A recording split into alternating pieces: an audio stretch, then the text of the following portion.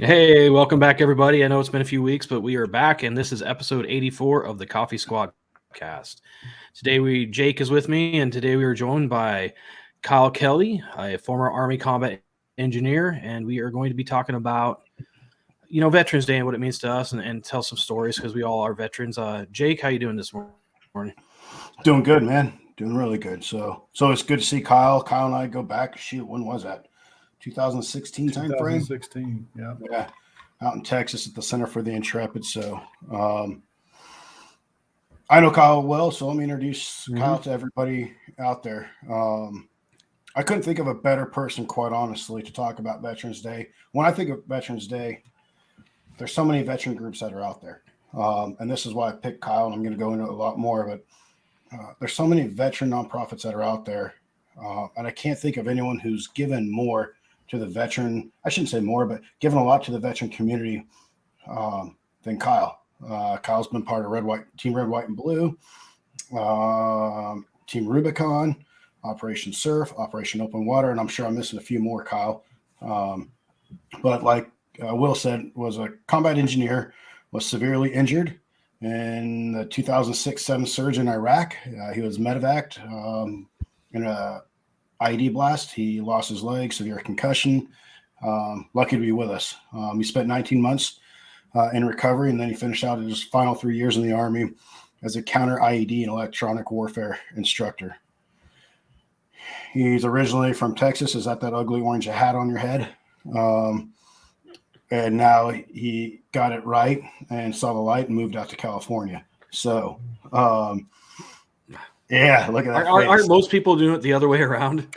Yeah, I was smart. smart. It's the opposite direction. I was smart. I was born and raised in California. Then I moved out to North Carolina, where life's a little bit more quieter, a little simpler, and the cost of living is a lot less. So we're pretty lucky where we're at here. It's not even diving into political and social BS, but it's just really low key, moderate, small town farming community, and we've got a lot of beautiful mountains and ocean and all that stuff around us, and so it's a real nice area. He lives in a good spot. It actually reminds me of Texas a little bit out there. So now we got Kyle. He is one of the founders of Operation Open Water, an organization that I'm heavily involved with now and absolutely love. So I'm just going to talk about Operation Open Water a little bit. Like I said, he's Operation Open Water is a 501c3 nonprofit. It was founded by Kyle and a good buddy of ours, Danny. They kind of put their heads together, and two dudes from completely different backgrounds: Texas, California, soldier, pro surfer. And I can talk about all the differences. Kyle is a lot cooler than Danny. But they met through nonprofit like all of us. I think all three of us met through Operation Surf. And we all just kind of hit it off and kept up that relationship. And what they saw was sharing adventure and the beauty of the ocean, how that could help warriors. And those warriors include veterans, active duty military, and our first responders. And their goal, and they've accomplished that goal, and it's only growing, is to share some of that peace that comes with the ocean, the fellowship, and the rejuvenation process as you cross an open water channel crossing that's going to happen here next week. And so that vision and that movement led to what is now what we call Operation Open Water. And they aim to use the ocean and other open water experiences to help heal the mind, strengthen the body, and raise the spirits of the first responders and our veterans. So, Kyle, welcome to the show. Thanks for taking time out of your busy day. Thanks for joining us. So, Yeah, thank you. Anything I missed? No, I think you covered it, man. Okay. Well, good. So, Will, it's been a while. Welcome back from your hunting trip. Yeah. How'd that go? Wasn't bad. We got a cow elk and a few doe deer. Always going for those Nice. going for a few bucks, but time ran out on us. Time and those pesky non-hunting lines, or the property lines where you can't go, and they're so close but they're so far. And you just sometimes it sucks following the rules, but it is what it is, right? So Yeah, you got 3 animals, man. I mean, that's a lot of meat too. Have you cooked up any of the meat yet? Or? I made an elk steak 2 nights ago. It was delicious. Big old sirloin steak, yeah. Cool. What are you drinking? I saw everyone's like picking up something to drink. What do we got going around here? I'll go first. I'm drinking a cold brew iced Jameson whiskey cold brew. Nice. So It's so smooth and so good. Little different here. It's 6 p.m. on the East Coast and 3 out there, so it's definitely a drinking time. So I know you're Kyle, drinking some water. You're in training, right, Jake? Yep. Literally 2 things of water. So yeah, same Double fist thing. here. High quality H2O. I'm not in training like these two are. I'm the slug of the bunch, so I get to enjoy my whiskey while they drink their H2O. So yeah. So let's just kind of dive in the topic, Veterans Day. And I don't want to because all 3 of us sitting here are veterans. I just think it's an important day to recognize. And I've always thought this even before I joined the military. You know, a lot of our listeners and viewers know that I joined the military later in life at 26, but even as a young kid, I always respected our military. And so to me, Veterans Day is just one of those days that take a moment to think about. You see a soldier, a former soldier, a Marine or sailor or airman, and I think I covered them all right in our PC culture today instead of just Coasties. What are they called? Coasties? Sure. I'm sure. I'm not even going there, man. But thank a Coast Guard person too. Thank anybody. So we're all inclusive today. But Veterans Day is really just I think just to thank those who have served and protected our nation. Whether that's a World War II veteran, Korea vet, Vietnam, Desert Storm, Grenada, Panama, and the War on Terror, and everything in between, even if they weren't in a war, anyone who put on that uniform. And so, a lot of people get Veterans Day and Memorial Day confused. I know my own family does. Veterans Day to celebrate those who put the uniform on. That's it. Memorial Day is to celebrate those who sacrificed, gave the ultimate sacrifice. So a cool little history and about Veterans Day is it started as a federal holiday, was observed annually on November 11th, honoring military veterans. And it coincides with other holidays, including Armistice Day and Remembrance Day, which are celebrated in other countries that mark the anniversary of the end of World War I. Major hostilities of the World War formally ended on the 11th hour of the 11th day of the 11th month of 1918 when the Armistice with treaty went into effect.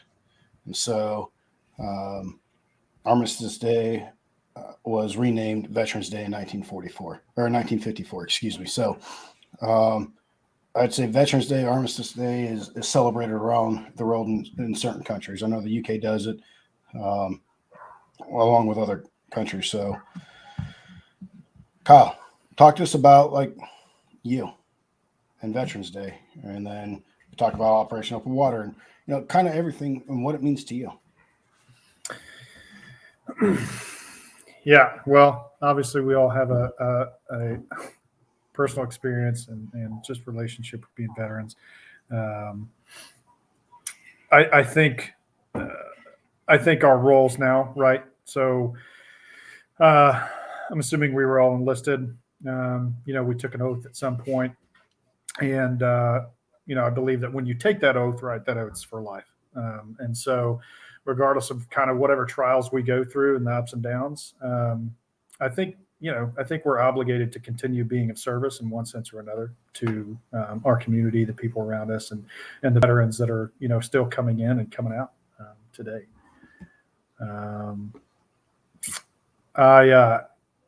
Me personally, I wish that I had some sort of romanticized or patriotic answer to why I joined. But basically, I was just at a point in my life where the military was exactly what I needed. I had some struggles as a kid. Most of the examples I was presented with or learned from weren't great. And I really didn't have any direction. Right. So I was angry. I like to fight from time to time. I love drinking beer. And when you put those characteristics together in a regimented format, in a community with a common purpose, what you seem to end up with is a good portion of the enlisted U.S. Army. So it was a perfect fit for me. I enlisted as a combat engineer, not to be confused with other jobs right within the engineer corps. So, we've got bridge builders and heavy equipment operators and carpenters and so on. But as combat engineers, right, our purpose revolved around mobility and counter mobility. So that generally involved large amounts of high explosives. So on the offensive end, we're grinding through and opening routes for our assault forces, and we're demolishing any obstacles that impede, that forward progress. So whether that's a small amount of demo to blow a gate open, or we need to take, the whole building down. And then on the defensive or counter mobility end, it's mostly just about preventing or slowing any kind of enemy intrusion into the area, right? So concertina wire and barriers, hedgehogs, and that kind of stuff. You guys were always the ones with the cool toys that got to dig your foxholes with the cats and stuff, yeah, with the little machines and stuff. We had to do it by hand, and if you guys got done in time, you would help us out a little bit. I was infantry, so yeah. Yeah, when I was sent home, we were actually doing a route clearance operation. We had infantry company, our Bravo company, 112 Cav, was doing the screen line in the palm groves to the left and right side of the road, and then the rest of their convoy was behind us. And so we were in MRAPs. We had tanks and Bradleys behind us, and IED, and home I went. So MRAPs, for those who don't know, I mean, I've only been an MRAP a handful of times, but I can tell you those things take a beating.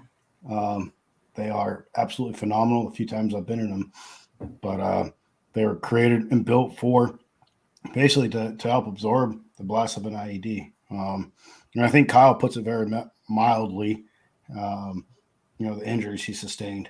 I could look. So, one thing, and it's I guess it's an idea that I try to promote, because I think all of us, no matter how badass we like to be, we all at some point probably went through a victim mindset. Okay.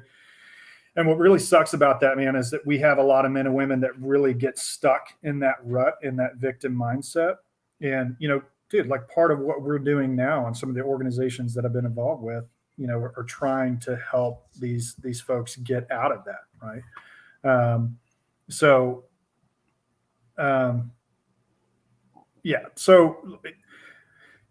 the bomb impacted below my seat. It blew me into the middle of the truck. Everything was pretty foggy after that. My first thought, honestly, was that I was dead. I had that whole kind of live flashing, before me thing. I could kind of hear yelling, but it sounded like it was at a distance, kind of, through a tunnel. As weird as that sounds. I was finally able to open my right eye. And then when that adrenaline finally started pumping, kind of all my senses quickened, and I started to assess the situation and what had happened. The first thing that I noticed was my right middle finger was almost severed. And I remember being so pissed, because I was like, man, I'm going to have to sit on the fob and off of missions until this heals. Right. And of course, when that much adrenaline is going through your system, you have, like, your sense of pain is totally gone. Like it's the best painkiller that's out there. Right. Any rate, right. Yeah. So I had no idea kind of what the extent of, physical damage was. My squad leader in TC at the time was trying to drag me up. Right. So the front end of the Buffalo. So the Buffalo is a big MRAP. It's got a big claw on the front end. Sits pretty high off the ground. It almost looks like a bus. And so how we get into and out of the vehicle is through a rear hatch on the truck. So he's dragging me up and out of the truck through this rear hatch. And I remember thinking in my mind, like, dude, just let me walk. Let me, get out, whatever. So at any rate, they stretchered me on the back of the truck before they then lowered me down to our grunts, our Bravo Company guys below. And then they slid me into a Bradley. Our medic, Specialist Rojas, who is deceased now, he was a good friend of ours. I remember him telling me, he's like, "Oh man, you're fine, but then he would turn around to the guy sitting on the other side of the Bradley, just going, "Oh shit." And I'm thinking in my mind, I'm like, "Doc, I can hear you." But anyway, yeah, they Blackhawk landed. Last thing I remember, I was being slid into the bird, and then I woke up a couple weeks later in launch school. A couple weeks later. So I had some skull fractures. Cheek was busted. The globe on my left eye was broken. Wrist, fingers, ribs, and then my right lower leg was crushed. Foot, tibia, fibula, all that stuff. So, and then just frag wounds, up and down, as it is with any kind of blast. So, but you know what? Like, I'm here today, right? I have a beautiful wife. I have 2 kids, and it was a long road to get to where I am now. A lot of stubbornness, a lot of stupidity, and a whole hell of a lot of healing that's going on today, as it should. So I can tell you, like, Colin, you and I have talked about this, and people being stuck on their injuries, right? Whatever that injury is, whether it's a mental issue or physical issue, whatever that is people being given that diagnosis and almost just having it as the rest of their life, and almost a stigmatism. You begin to identify with that. Yes. Yeah. I have this, I have that. And I can tell you, like, from meeting Kyle day one, beast is my word for you, man. He's just a freaking beast. In the gym, he's a beast. Running, he's a beast. His personal life, the kind of dad that he is, he's a beast. The way he gives to others, a total beast. And this is why I love having you. When we're talking about Veterans Day and I'm bringing a guest on, I'm like, got it. Kyle Kelly, too easy. You are just a beast. And I don't say this to everybody or a whole lot of people. Those who know me know I'm a kind of a jackass, and I'm really harsh on people. And I'm really quick to judge. But literally, you're one of the dudes I look up to. And it's your attitude. It's your mindset. It's who you are and what you are. You don't just say stuff to say it. You say it and you do it and you live by it. And I think that, to me, is massive. And your example, not just to veterans, not just to the first responders, not just to your family, but your example, your magnetism, your aura around you it pulls people in. You don't know this, but when I was at the CFI, it was pretty dark. I was the boohoo, poopy lipped, crybaby, boohoo Bobby, the big poopy lip. I was going through numerous surgeries, started below the knee. Now they're taking it through the knee. Supposed to be 6-9 months, going, almost went 3 years. And your attitude, literally, was what, just like, okay, hey, I can either choose to be a victim, like we've talked about, or pull my head out of my ass and move on and make something of my life. And so thankfully, you being at the CFI and your presence really, I think for me and my family, it changed a lot. It changed me to be better. And I don't think it's bad. I tell this to people all the time. We all go through problems, whether you're missing a leg, missing an arm, a middle finger. Oh, you can't do that. I feel like I'm on Top Gun right now. Like, hey, Goose, put that down. But whatever it is, TBI, PTSD, whatever you're going through, whether it's a divorce, it could be a death. Whatever it is, we all have problems. We all have issues. And it's all relative, right? And so the absolute worst day of my life, right? That was the worst day for me, right? And that's the shit that I now have to deal with. It doesn't actually mean that the impact that has on me is less or more than it is anybody else, right? Because the worst day of your life is still the worst day of your life. It doesn't matter if you're involved in a car accident and you just break your leg and you're fine afterwards. Like, dude, trauma's trauma. And it's not exclusive to the military. And it's still it's still a lot to work through for the most part. Yeah, and that's why I think Veterans Day, and I think of all those who put the uniform on, and I think you said it really good was we took an oath, and that oath doesn't die or stop the minute you take the uniform off. And I think a big part of that oath that sometimes I forget is my buddies, my brothers and sisters left and right, who put on that uniform. They may not even put on a uniform, but our fellow countrymen. I think that's something we should look at. And there's a ton of great nonprofits out there, right, for veterans. And a few more are coming on for first responders. So if you don't mind, talk to us about your journey through these veterans organizations. All of them, which I think are absolutely amazing. And if you could, what you did and what they do and how others can get involved. Well, first of all, thank you. Just thank you for everything you said. It really means a lot. But just in the sense of honesty, it's important.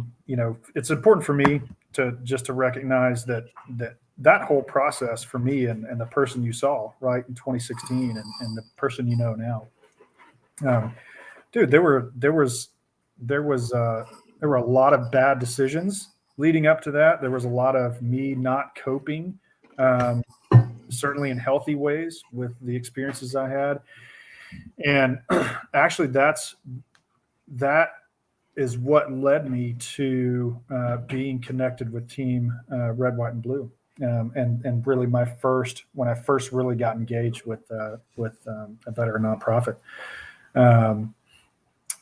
So even with what we have going on with Open Water, right, I think we're kind of a niche, and I love our organization and our purpose, and it's great. And we're going to continue driving that mission as much as we can and reaching more people. But as far as just organizations that are specific to, as far as veteran service organizations, I believe Team Red, White, and Blue is one of the most well-rounded and most accessible, right? So they're nationwide. Anybody that's listening to this podcast right now can jump on their website and probably find some sort of activity, at least within driving distance from you. So their mission is to enrich the lives of America's veterans. And they do that mostly, at least in my experience, by connecting us with a community, right, that revolves around health and wellness, whether it's, spiritual, mental, physical. I discovered Team Red, White, and Blue when I was actually climbing out of a pretty dark patch. There were things, like I said earlier, that I hadn't really been dealing with. I thought that I had a lot of things under control when I really didn't. I was just balling that shit up. So at the end of 2010, right, so I was facing jail time for a felony assault in Bryan, College Station, Texas. Was drinking a lot, was on the verge of divorce. And I was also still active duty, trying to work and then take care of my daughter, Haley, who was 3 at the time. She's 14 now. But one of our company's LTs, when I first got into the Army in 1st Cavalry Division, was Chris Waddell. And Chris attended West Point with Mike Irwin. I think he was like a class below him. And Chris was like the chapter leader, chapter captain in the Houston area. So I reconnected with Chris a year prior. One of my good buddies and one of his former soldiers, Bradley Espinoza, was killed in an IED blast outside of Missoula in October of 2009. And his wife reached out to me and asked if I could be his escort home once he returned back to the States. So I escorted Bradley home and reconnected with Chris at his memorial service down in Mission, Texas. I stayed actively involved with the organization until 2016. And, the key thing and the thing that I needed most, I talked about not having a whole lot of examples kind of growing up and before the military. That community and the people that I was exposed to within that organization and the healthy lifestyle that it fostered is a huge reason that I am where I'm at today. And, I still I still look up to people like Mike Irwin and Blaine Smith, who was our executive director before. Brandon Young, former Ranger, also worked for the organization at the time. Another third group guy that lives down in Bryan still. His name is Chris Thompson, but he's their area director, I think, still for the South. But yeah, solid organization. So yeah, moving on to that, Operation Surf. Obviously, like Jake said, him and I met at the Center for Intrepid while we were going through physical therapy.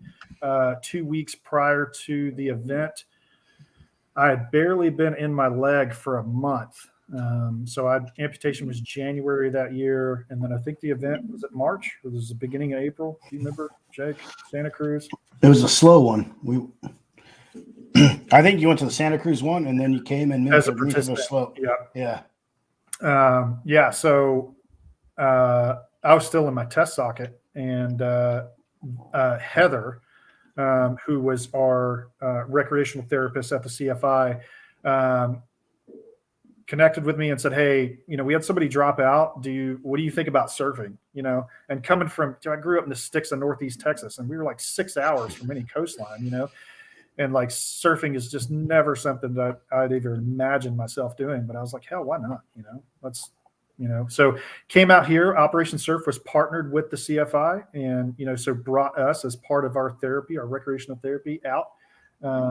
Took part in this week-long event that was amazing. I connected with some incredible people that I'm still really close to now, to include Danny Nichols and Van Carrazza, their founder.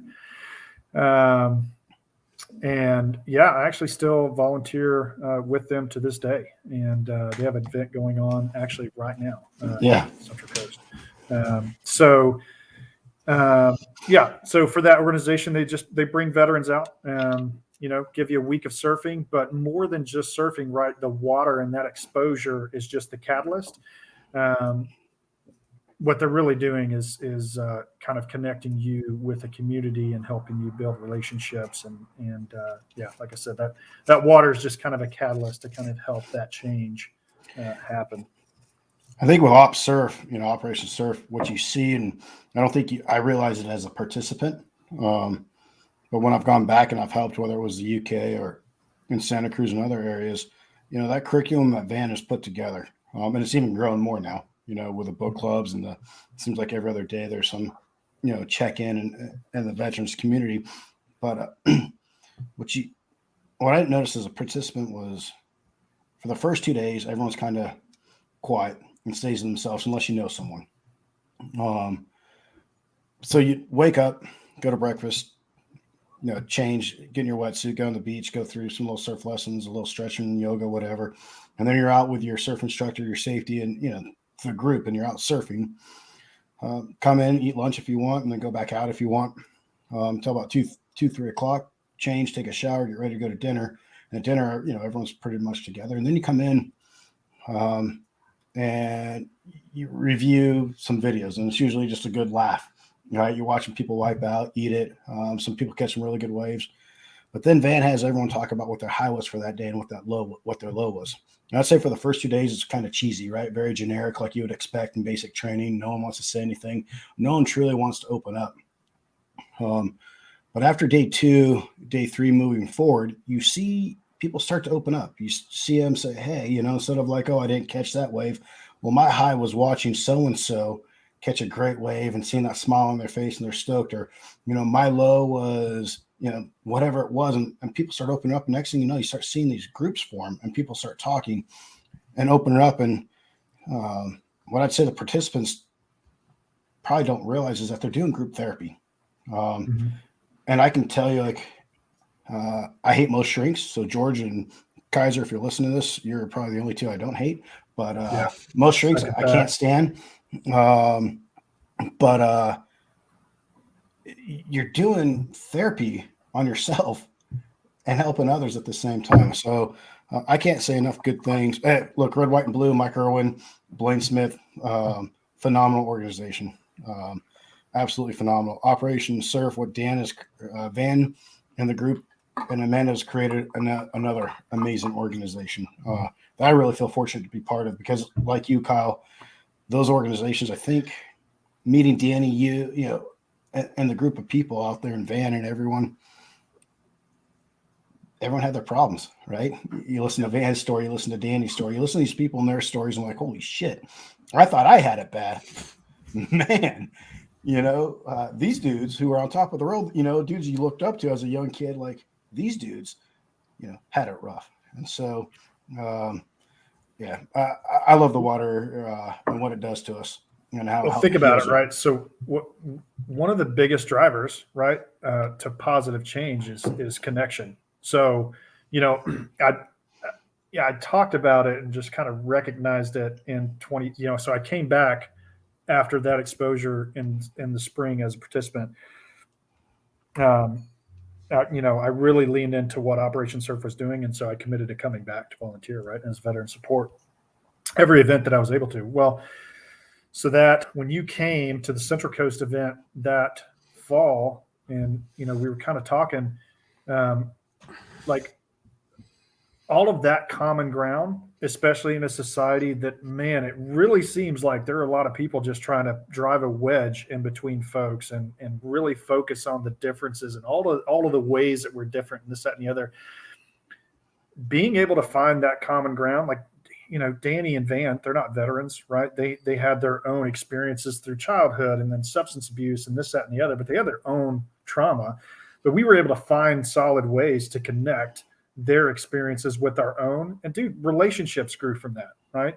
And so, positive change, it's people and connection, and I think it's the more we can push that idea in a world that's trying to drive the exact opposite, I think the better off we're all going to be.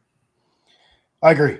I remember in 15 when I did lose a leg, sitting in the hospital bed, like even before that, on the 2013 trip, like, man, no one cares. Why are we fighting? Like, why am I hop on a plane? My wife's stuck with a 6-month-old baby.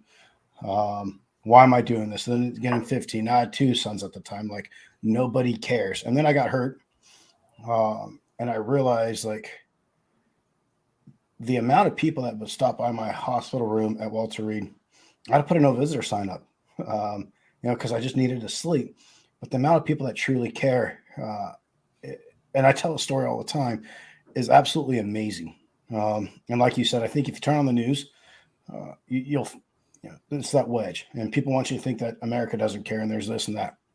I disagree with that wholeheartedly. I thought that until I was actually injured, and I saw truly big businesses, small organizations, just random person, a retiree. I can't think of the sergeant major's name, who's at the CFI. I think it was every Tuesday and Thursday. Oh, he just had a birthday too. I saw it on social media. Old Ranger bat guy. Anyways, would sit there and greet us right at the elevators, him and his wife. There's so many people that care out there. And, as we're talking here, I'm looking at Will and I'm like, I feel bad. Will was in a time where we weren't at war, thankfully, but he's never, Will, you probably didn't get to experience, these veterans organizations because of the time that you served, they just weren't around. Well, no, and my injury was obviously after the fact when I got out with the police department, and it was nice to see the community come together, and I got a lot of cards. I mean, I got cards from other states these people had no idea who I was, so it was kind of nice because, like you, towards the end, I was like, man, these people don't care. Why am I doing this? And then I got a card from a lady in Ohio saying they're praying for me and stuff like that. So that kind of brought me back down to, people really do care about you. I obviously didn't have the same experiences as you guys did, but definitely opened my eyes to that. I think in police and military, you kind of get stuck, especially when you're in combat or at war, however you want to, whatever you're doing, you get stuck in that world where you only see the negative, you only see the worst of people. And it's hard not to kind of slip into that mindset that there's nothing but bad out there. And after my injury and I got those cards and I got those letters, it kind of brought me back to, there are good people out there. There really are a lot, other than your family and friends, there are other people out there who really do care. Yeah. So I think that's a good transition point to Operation Open Water now, Yeah, I agree. So talk to us a little, Kyle, about you and Danny and the creation of it and where you're at today. And so we kind of started talking 2019, so Veterans Day 2019 was really the launching point, but there had been a lot of discussion leading up to that, right? So between you, me, Danny, Caleb Brewer, if you guys don't know who Caleb Brewer is, look that guy up on Instagram if you want a little inspiration. He is a true badass. But at any rate, so a group of us had started talking about some different ways we could help both the veteran and the first responder community. And to kind of dive into that a little bit, and I don't know how much time we got, guys, but as much as you want, as you need, whenever you need to. But so one, and probably now more than ever, but one of the biggest differences that we recognize between our veterans and first responders is that, look, we go to combat, most of us, especially in the big Army, right? I didn't do anything super badass. I was just big Army combat mechanized, combat engineer. So, most of us big Army, we deploy for 12, sometimes longer, especially during the surge and stuff like that. But let's say we deploy for 12 months. Maybe we do it 2 times, 3 times, 4 times. Doesn't matter. But we have an opportunity to come back home, for at least 8 months, generally a year or more before we have to go, on our next deployment. And during that time back home, we have the opportunity to kind of reset, reconnect with our family, talk to a psych. If we need to talk to a psych, do whatever the hell we need to do outside of that combat zone to reset ourselves, get our head straight, get our family straight, and then get back to work. Okay. So, we recognize that when we look at the instances of, depression and post-traumatic stress and suicide and substance abuse and divorce and you name it, the list goes on and on and on, right? So those things are mirrored between the first responder community and the military. So our first responders, depending on where they're employed, they're going out every day. Every day they're dealing with car accidents. Every day they're dealing with trauma. Every day they're dealing with some of the worst parts of society. And then guess what? They have to go home, right? They still have to love their family. They still have to take care of that part of their personal life. And then next morning, they get up and they have to go do the same shit again. And they do that every day for a career, right? You've got your days off and you have this, that, and the other. But what you don't have is that huge block of time by comparison in the military to where you can actually separate yourself from that environment, and reset yourself. We can't do that as an organization for our first responders, but one of the reasons why we leaned into serving first responders as well is because what we can do is offer some of the things that we know helps at least with those kind of situations. Me, Danny, Jake, I don't want to speak for Jake, but me and Danny are a couple idiots. But we know, we're not doctors, but we know the things that we've experienced and the things that have helped us through our own processes and coping with different things in our lives. The physical activity is one. I think that's a given. I think that's pretty well known. Physical activity is going to just boost your mood on, a number of different levels. That's real science. Okay. So the other thing is bonding, connecting people with a community. And then Danny likes to use the word trauma bonding. I don't think that that's exactly kind of what it is, but it is a group of individuals. So let me back you up there. If you're stuck in a van with Danny going from Huntington to Lake Tahoe, of him driving the speed limit and having you listen to podcasts on some hippy dippy stuff, and Brooke and Balake can back me up on this, it is trauma bonding. It is trauma bonding. Fully get behind that, Jake. Oh, Danny's gonna punch me in a few days when he sees me. Oh man. But yeah, so this paddle that we've got coming up on Veterans Day, right? So when we did this paddle in 2019, kind of going back to the beginning, that's where we kind of launched open water. But it does provide, like I said, I won't call it trauma bonding, but we're all coming together as a group of individuals fixing to take on a really, really challenging activity, right? So that crossing starts at 2 harbors in Catalina. It's 32 miles across open water. So straight line distance. Yeah. So I think it's, I think kind of at its deepest, it's like 5,000 feet, right? Super deep. And so just for that, in perspective, When you're out in the middle, you can kind of, if you look back behind you, you can still kind of see Catalina Island, and then you can almost kind of see Huntington. But you're on a 12 or 14 foot freaking prone paddleboard for the guys that are doing it. We have a lot of people that do it prone. We now have some that are doing it stand up. Jake did it on a stand up board last year. But you're on this small freaking paddleboard, in this huge stretch of ocean that's 5,000 foot deep. And it's just, I can't even explain the experience. But either way, it's tough. There's a lot of bonding going on, a lot of growth that happens. And I've never run a marathon, right? So the closest I've come is Baton. So I've been able to do Baton Memorial Death March twice in White Sands, New Mexico. So it's a marathon distance, but, you walk it. Most of us walk it, and that's the closest I've ever come, or the longest endurance event that I've ever done. But, out there in the water, when you're kind of pushing through that event, and I'm hoping, Jake, that you'll kind of talk on your experience last year with that. But when you're pushing through that event, especially when you get to probably, I don't know, mile 22, 23, like your mind really starts to go to a different place. And it's not a bad place. It's a great place. And there's a lot of growth. You used the word hippy dippy earlier. And this is, these are ideas that I never subscribed to, before. But look, man, I've experienced it. And I know the kind of change, the positive change and growth that can happen when you put yourself in a situation where the only way you're going to get out of it, right, is to finish.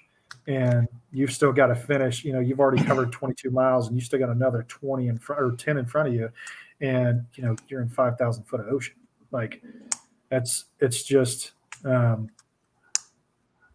it's an undescribable experience. Daunting, I think, is a word that I would use. It's so Kyle trained his first time on a small little pond in Texas on a prone paddleboard, going back and forth probably hundreds and hundreds of times. And you did it in 2019. 2020, you're like, hey, bro, you're doing it with me this year. COVID hit.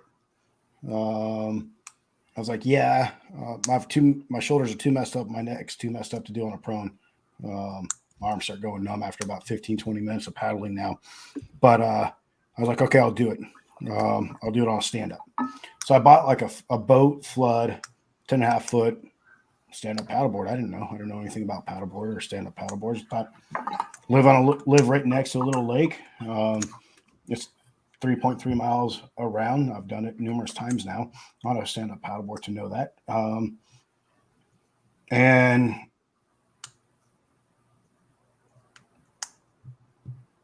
Danny got in touch with a pro, Morgan Hostery, and he's like, hey, take a video of you paddling. And this is probably like, I don't know, 2 weeks before I'm supposed to come out and do the paddle last year. And I didn't realize I was holding my paddle backwards. So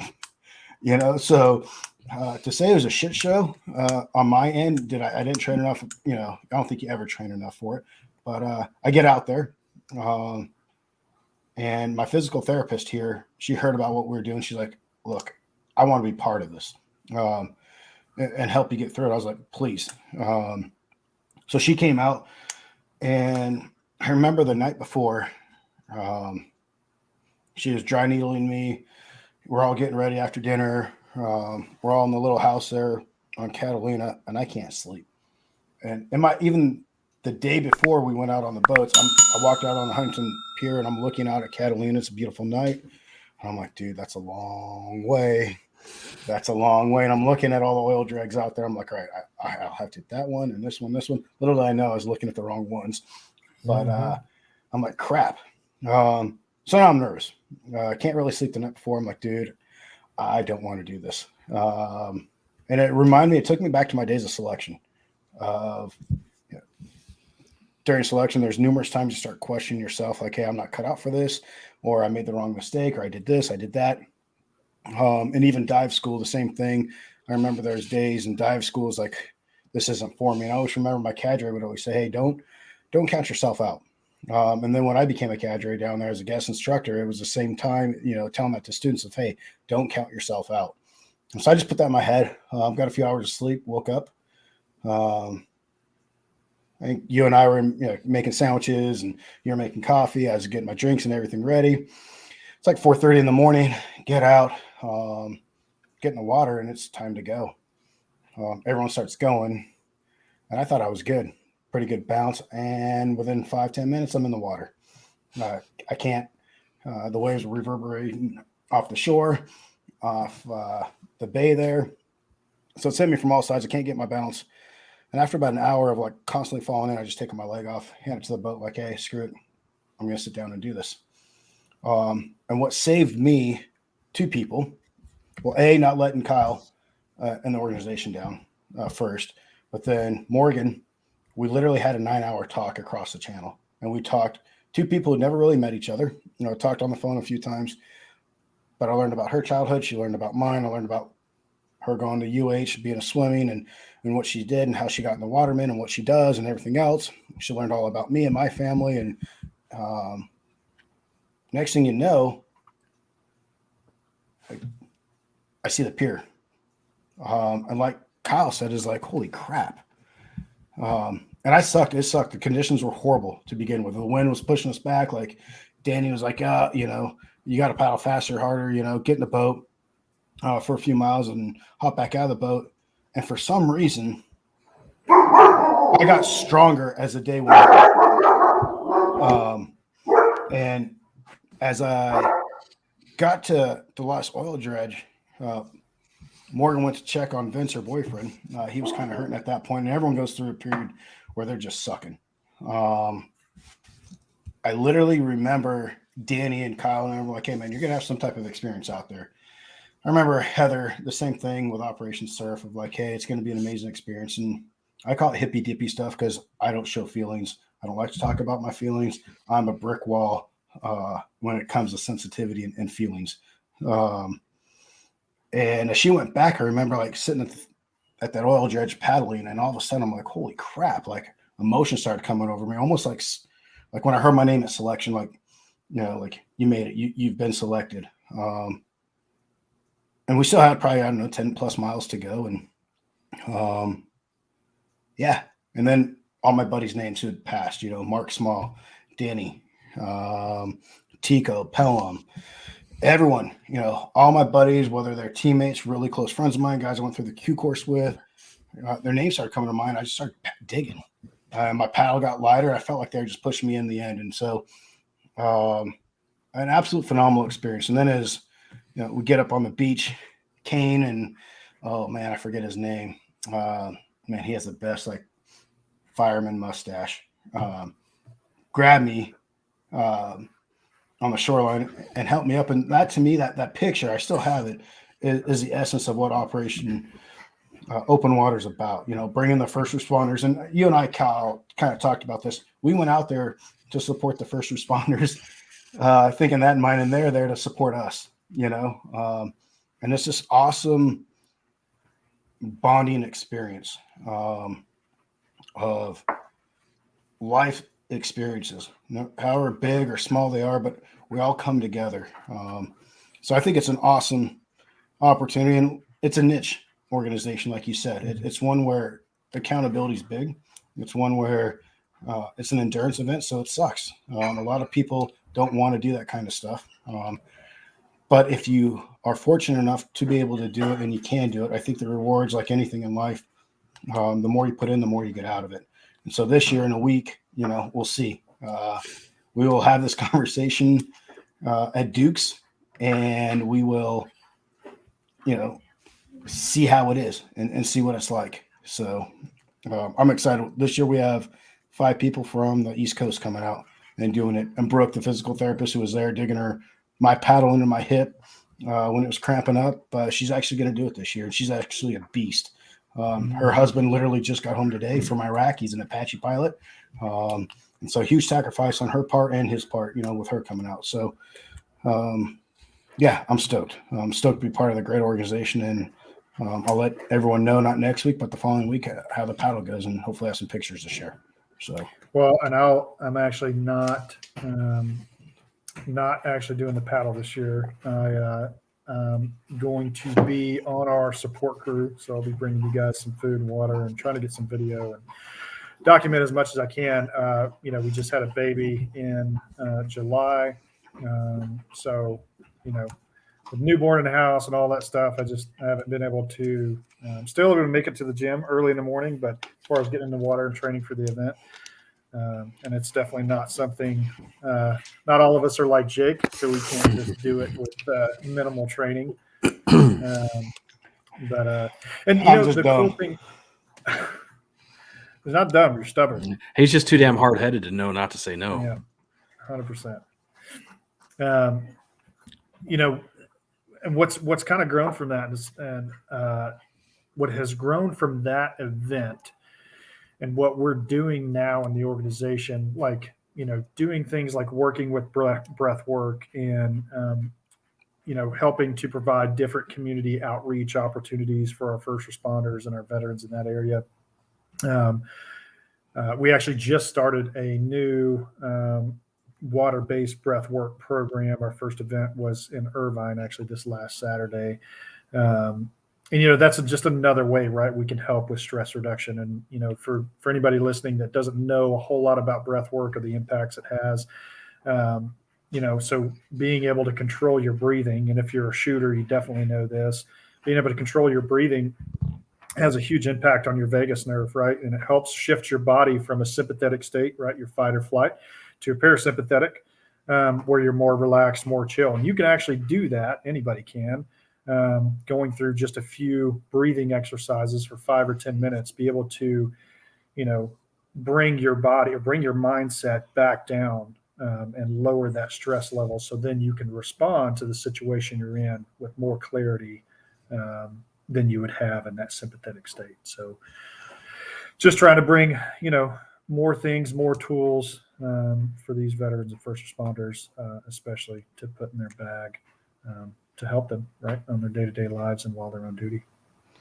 And what's cool, I think, about the organization too, is we have more first responders participating than veterans. Mm-hmm. Look, being a vet, I get thanked all the time. I think being a first responder, especially a law enforcement officer, they get more middle fingers, more crap. And going back to what you said earlier, Kyle, for me, I think my longest deployment was 9 months. Had a bunch of 6 months, 4 months, 3 months in there. But we get a break when we come home. These guys and gals are seeing it on a daily basis. The only time they're not really seeing it is on their off time.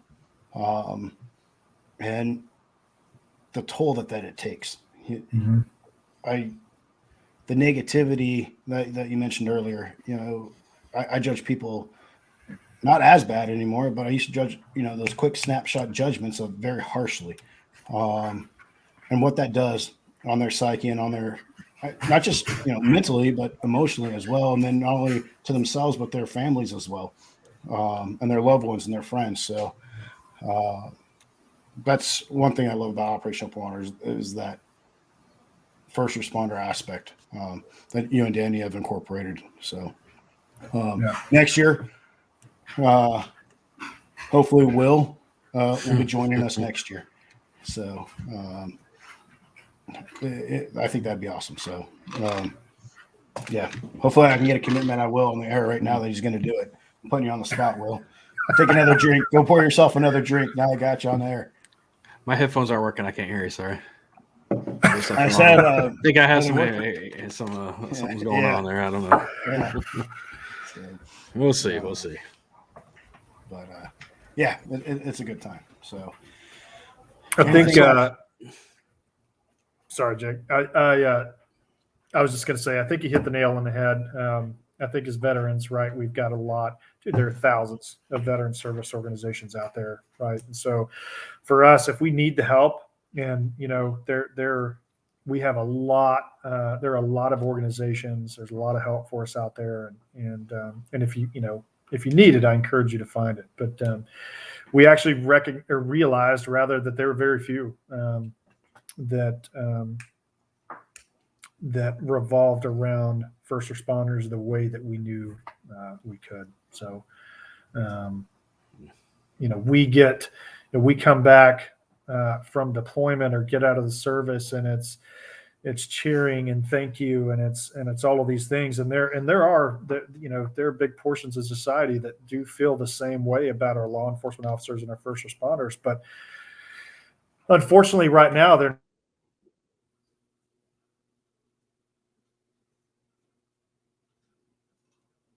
and while our it's still a pretty negative, or it must, for a first responder, but it certainly would have a negative impact on your psyche and the faith that you have in your job and the community you're serving and all those things. Yeah. Awesome. Well, I appreciate everything you guys are doing. Can you tell us how we can support Operation Open Water, if we can donate or what we can do? Or yeah, so you can just jump on our website. We have, if you jump on the website, we've got a donate button. It just sends it to our PayPal. Follow us on Instagram, and we'll be posting some live updates for the paddle next week on Veterans Day. I definitely encourage everybody to check it out. Yeah, go ahead, Jake. Every 9/11, they started last year, we continued it this year, both out here in North Carolina and in California. But the 9/11 challenge, that workout is a beast workout. It's a phenomenal workout. And that's another way, you can get involved too. We do a community workout on 9/11 that represents an event that happened or something within the first responders responding to that awful day, both at the World Trade Center in DC and out in Pennsylvania. So that's another way in 9/11 to support the organization. Excellent. Well, everybody, appreciate you guys checking us out this week. We'll have more coming out next week and a few weeks after. For everybody who can't see us, who are just listening to us, that Operation Open Water website is going to be operatianopenwater.org. Go ahead and check it out. Donate. Watch the videos and stuff. It's a really great organization that I was introduced to through Danny and Jake, obviously, and it's really impressed me. You guys have anything else to say before we wrap this up? No. Hopefully everyone has a great Veterans Day and happy Veterans Day. Yep. All right, guys, don't forget to check out the YouTube channel at youtube.com. Search the Coffee Squad and podcast, and we will pop up. Always go to coffeesquadpodcast.com. All of our content's over there. And, make sure you comment, subscribe, check us out. Appreciate any comments you guys have or any feedback. See you guys next week. Thanks. Have a good one. Awesome. Thanks, Kyle.